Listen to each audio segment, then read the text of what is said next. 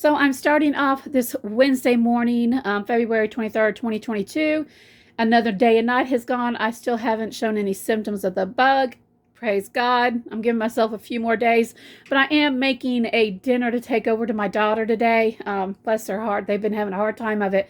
Mainly the mom and daddy more than the kids, which, you know, kids rebound faster. But anyway, my daughter cannot smell nor taste much of anything. So she asked me to make her something to kind of tempt her. So I'll be making a sausage casserole. I'll bring you along today while I do that. But I also, I've been trying to keep bread around the house, sourdough bread, which I use a starter with right here. It's not your typical sourdough bread. To me, it's a zestier, more flavorful one. It does involve a tablespoon of yeast, but a tablespoon of yeast in this mixture does make 3 loaves of bread or 1 huge loaf of bread and a bunch of cinnamon rolls, which is what I've got right here. The smell. Oh, y'all, look at this. If you could just smell through it, it's amazing. And I've got a loaf of bread. So I've got to get these in the oven.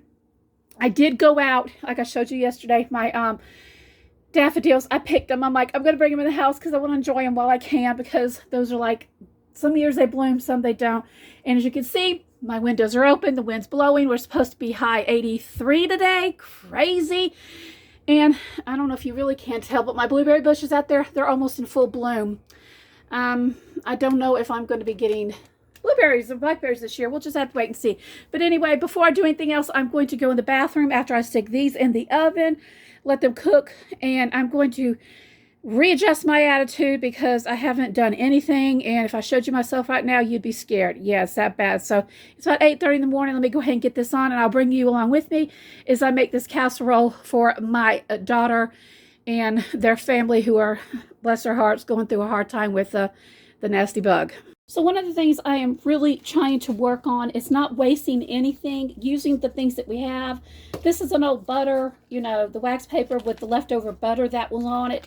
Most of the time you would throw that away. I would. I'm not going to now. Since I've got this bread and I need to butter the top, I'm just going to take it and go ahead, because it is hot. You can tell, whew, very hot. I just took it out of the oven. That way I get to use every bit of this butter that's on here without opening a whole new stick, without wasting it, you know, trying my best to use everything, you know, Great Depression tactics, error tactics, y'all, because with everything that's going on in this world, I'm really feeling the need to go back and get things as simple as possible and to save them. And I think like this is like one of the major ones to do.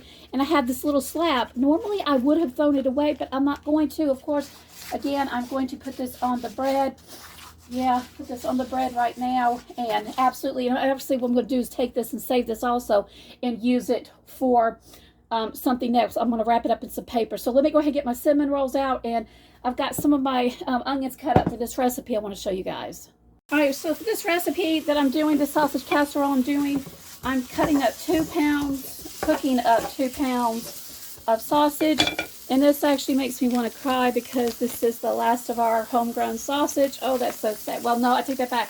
I think I've got maybe 2 other pounds left. But, yeah, got to use this. I'm going to get this all chopped up, fried up. This is 2 pounds. By the way, this makes a whole lot. It makes a 9 by 13 casserole dish as well as a smaller one.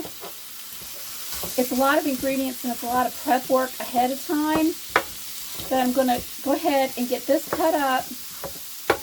And then I'm going to fry it. And I'm going to go ahead and add my onions to it because we're going to be cooking all of this together. I used to do it separately, but I'm like, with the amount of cook time, these onions get soft anyway. So, yeah, so we're going to go ahead and do that. So we just go ahead and get all of this onions and sausage cooked up. And I find using this pan's easier because I only have a 1 burner stove. Yeah, still haven't got that fixed after all these years. But anyway, when I'm doing more than a pound of meat, this is definitely better. So let me go ahead and get this fried up. This house smells so good this morning. Okay, something I want to show you guys really fast. When you grow your own food, if you're capable of doing it or not, I just want to show you. This is 2 pounds of homegrown sausage, stuff we fed the pig from the garden. We finished them off with grains like you'd usually do at the end, but I want to show this is 2 pounds of sausage, okay? I put it in the colander to drain, and I want you to see how much grease is in there. Can you see that? That's less than 1/4 of a cup. And I'm still smashing out what's in it. it's amazing. That's why I love this sausage so much. Is because, look, y'all, it's amazing. There's hardly any fat in it whatsoever, which is like such a blessing. That's why I'm going to miss my pig. All right, so the next thing I'm going to do after I have my onions and sausage, I don't know if you can see that, hopefully, cooked up. I'm working on potatoes because this is the main part that's going in the meal. I have chosen to use the last, well, almost. I was going to save these for seed potatoes, but I'm like, no, I really want to use my potatoes and my sausage, stuff that we grew on our little homestead, because it's going to be the last time. I don't know when we're going to be able to do a pig again. But anyway, these potatoes are russet potatoes. We grew them last year. Last in the middle of March. This is almost 2 weeks. It'll be about 3 weeks and we'll be planting potatoes again. So we still have a lot of seed potato left. But yeah, I've kind of like, I decided I wanted to go ahead and break in and use our potatoes, because I'm telling you, stuff that you grow your stuff, it can grow yourself. It can never compare to what you buy in the store. But as always, this isn't about what I'm doing or whatever. Y'all do the best you can. And this is an absolutely filling meal that's delicious. So let me go ahead and get these sprouts popped off and go ahead and get all this mixed up and show you what else I'm doing with it. All right, so I've got my potatoes washed. Like I said, these are russets. All you're going to do is grate them. If you've got an electric one, it's going to be awesome. It would probably be a whole lot easier. But this is what I use. I'm just going to grate them, and they're going to be like a very fine hash brown consistency. I do not recommend, if you try this recipe, I don't recommend using the frozen ones. You won't get the same flavor if you do the fresh potatoes that you get from the store. It's going to be a whole lot better, I've tried it with, actually, I've tried it with where my dehydrated potatoes over here, and I've tried it with frozen ones, and I just did not get the same flavor. I mean, it might be okay, but definitely, I think if you could do it yourself, especially if you're using your own labor, you know, your own homegrown food, it's better. So this is what it's going to look like. I've got like several potatoes there to do. This is what it's going to look like. Beautiful shredded potatoes, like if you were going to do hash browns. So let me go ahead and get all of these completely cut off, and I'll come back and assemble everything and get the rest of it going. Once you got those potatoes shredded, yes, I know they look a different color, but air hit them. Anyway, first thing you're going to do is take 2 cans of cream of chicken soup. They gave me the fat-free. I did a Walmart pickup yesterday, and yeah, they gave me the fat-free stuff, which is, I don't know. We'll see how it works out. It should be fine. But you want to get 2 cans of that and get it mixed in really well.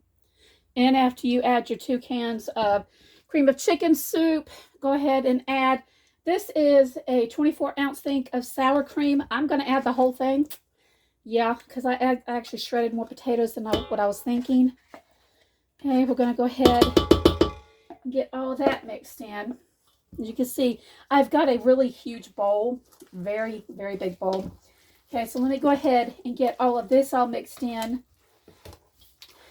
And by the time you get done mixing all of these ingredients in, trust me, it's absolutely a really big dish. Once you've got all that mixed in, you're going to want to take, I'm never really sure, at least 3 cups of shredded cheddar cheese. And you're going to want to mix it in. It is so humid and hot here today. This cheese is absolutely clumping together. But I went ahead and shredded some. And I'm just going to, I'm not measuring it. I kind of go by eyeball because I've done this recipe for over 20 years. But I'm going to save some cheese too, because you're going to be putting cheese on top of it as well. So you go ahead and mix all of that cheese inside of this as well. And the last thing you're going to add is all of that sausage and onions. All that absolute goodness. Yeah, you can probably hear me. My mouth is full. Yeah, you can see this is a huge bowl. It is getting really full really fast. Guys, for time's sake, usually I would take this and divide this up between two or three 9x13-inch pans, cook them and freeze them. But I'm taking these to my daughter, so I'm using smaller pans, which I got at the Dollar Tree about a year or so ago. So what I'm going to do is just take this and fill it up. This does, like, everything in here is raw pretty much. Well, the potatoes are the raw part. Just going to kind of like fill this up. Smooth it out. You don't want it too thick, because if you get this stuff too thick, it's going to take forever to cook. Kind of smoothing it out. And then after that, I am going to take some potato chips. Crushed potato chips. Yep, crushed potato chips. and pour it on top of it, kind of all around it. Kind of like just get it all around. And on top of the potato chips, I will be putting some of the shredded cheese. And then I'm going to cook this for roughly about an hour, or until I can tell the potatoes have gotten really soft. It takes about an hour or so. And then anyway, I'm going to put this in the oven at 350, 375 for about an hour. I'll come back and show you how many I actually ended up getting, as well as what the final product is. So guys, this is the final product of my hash brown casserole, sausage casserole. This is a recipe that has come from, I've been making this for over 20 some years. It's not, I know because it's Friday, I've been trying to do the hashtag use that cookbook challenge. This is not one of those recipes. This is just one that I made this week because my daughter is requesting it because she's sick. But anyway, yeah, here we go. Here it is. Absolutely delicious. I'm trying to get you a good detailed view of it. But it's a really good, easy casserole to make. It does take a lot of prep time.